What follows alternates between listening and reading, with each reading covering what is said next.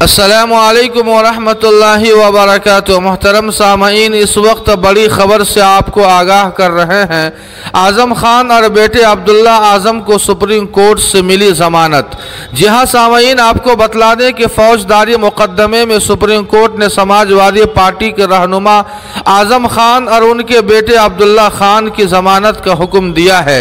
अदालत ने मंगल को एक अबूरी हुक्म में समाजवादी पार्टी के रहनुमा आज़म खान और उनके बेटे अब्दुल्ला खान की जमानत मंजूर कर ली है। इन दोनों के खिलाफ फौजदारी मुकदमात दर्ज है। ये हुक्म 4 हफ्तों के बाद नाफिजुल अमल होगा। इस दौरान शिकायत कुनिंदा का बयान उत्तर प्रदेश की निचली अदालत में रिकॉर्ड किया जाएगा।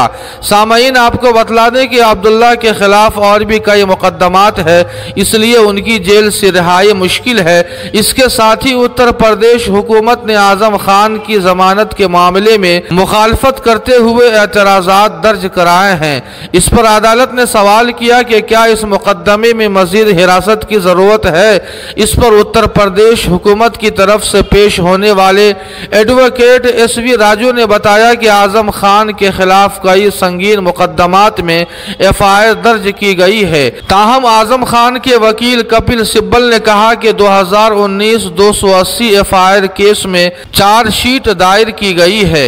सिब्बल ने मजीद कहा कि हुकूमत ने पासपोर्ट और पैन कार्ड केस में अलग अलग FIR दर्ज की है, जबकि आज़म खान को इस केस में अहम FIR में जमानत मिल गई है।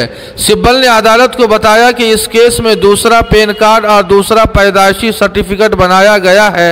इस पर उत्तर प्रदेश हुकूमत ने कहा कि पहला पैन कार्ड मौजूद होने के बाद भी दूसरा पैन कार्ड जारी किया गया और पहले पैन कार्ड की मालूमात छुपाई गई। उत्तर प्रदेश हुकूमत ने कहा कि आज़म खान अभी तक अस्पताल में है। हुकूमत ने यह भी कहा कि पाकिस्तान जाने वाले शख्स की लाखों रुपये मालियत की जायदाद गलत तरीके से उसके नाम ली गई।